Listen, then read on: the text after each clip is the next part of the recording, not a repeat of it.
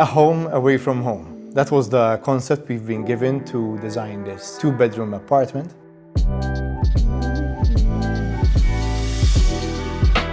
One of the client's requirements was to try and maximize light within the space.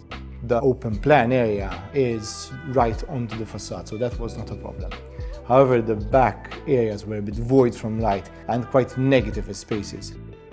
We've used mirrors, especially in the bedroom areas, in order to bounce light from the front of the property to the back of the property. The kitchen was segregated by a thin wall, which bridged the lobby area onto an existing column. That wall was identified as non-load bearing, so this gave us the opportunity to reconfigure the space according to the client's needs. Right away, we decided this we can do without, and the space now suddenly increased visually in volume. We still had the column, however, so we had to design something which addresses that structural column, which is obviously a visual impact, and cleverly included in our design, hence creating this peninsula. A few of the interventions are reconfiguring the main bathroom to include a separate laundry and the ensuite with the main bedroom, creating this open concept between the master bedroom and the ensuite. Custom-made furniture gives us a lot of opportunities to come up with different ideas. For instance, the bifold door between the master bedroom and the ensuite can be opened to maximize the space between the two rooms or closed for privacy as well.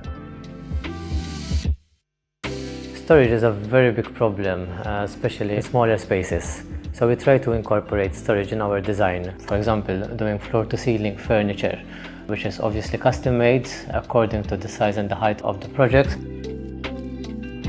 The apartment also had skewed angles and so on. We've incorporated our furniture to create these storage spaces, realigning the walls to be parallel. The library within the living room squares the walls by covering up this skewed angle. We've created this hidden door, which is part of the library itself, in order to make it more accessible. Certain rooms were limited in headroom. We've used vertical lines, such as in the main bedroom's headboard, which makes the room look higher. We give a lot of importance to lighting, creating different levels and obviously different combinations in order to set various moods within each space. One of my favorite use of light in this apartment is the bedside light, which is created by this very slim and elegant pendant, which creates this romantic and cozy feeling within the bedroom. We were lucky enough that the client allowed us to use both colors.